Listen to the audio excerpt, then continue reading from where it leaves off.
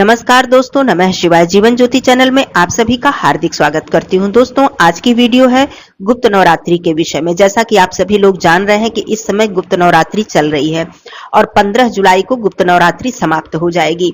गुप्त नवरात्रि के शुरुआत से आपने भले ही कुछ भी न किया हो, कोई भी आपने पूजन अर्चन नहीं किया, व्रत उपवास नहीं किया या फिर माता जी की आराधना नहीं की, तो आपके लिए अंतिम के 3 दिन बहुत ही विशेष है।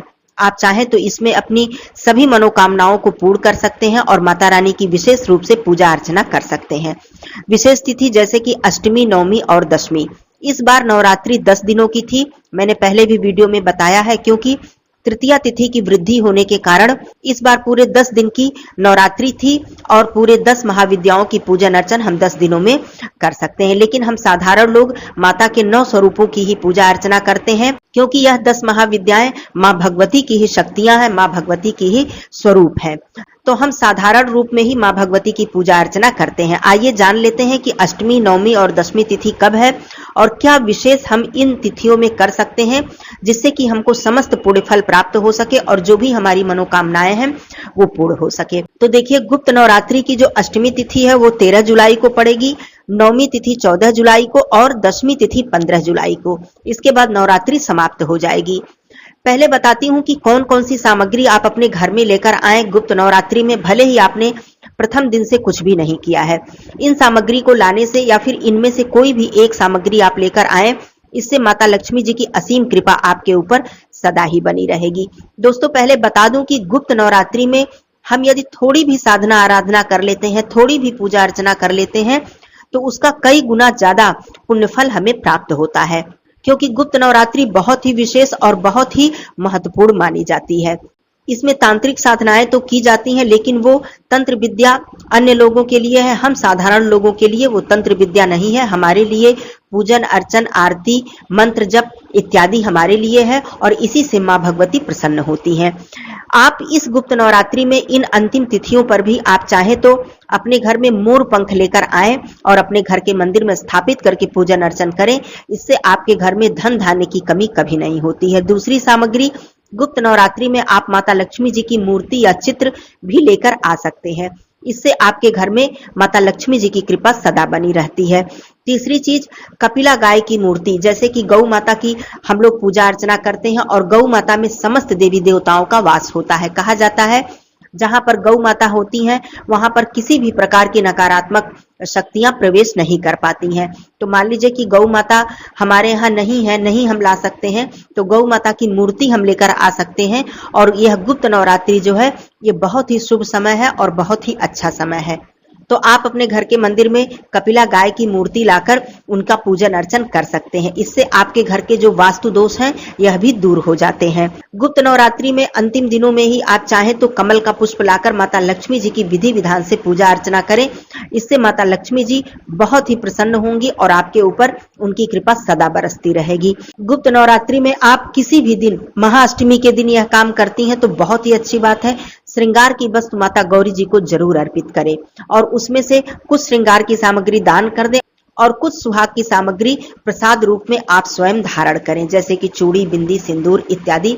धारण करने से मां भगवती की कृपा सदा बनी रहेगी और आपका सुख सौभाग्य सदा ही बढ़ता रहेगा। ये सारी चीजें कर लें। और क्या महत्वपूर्ण कार्य आप गुप्त नवरात्रि में कर सकते हैं दोस्तों, इन 3 दिनों में आप चाहें तो संकल्प लेकर माता रानी के मंत्रों का जप कर सकते हैं। अब मंत्र कौन सा होना चाहिए, जैसे कि अलग अलग मनोकामना के लिए दुर्गा सप्तशती में सिद्ध मंत्र दिए हुए हैं। आप जब पुस्तक खोलेंगी तो अंतिम में आपको ये सारे मंत्र मिल जाएंगे। जैसी आपकी मनोकामना हो, जिस प्रकार का आपका मनोरथ हो या फिर सर्व कल्याण के लिए भी आप मंत्र का जप कर सकती हैं या कर सकते हैं।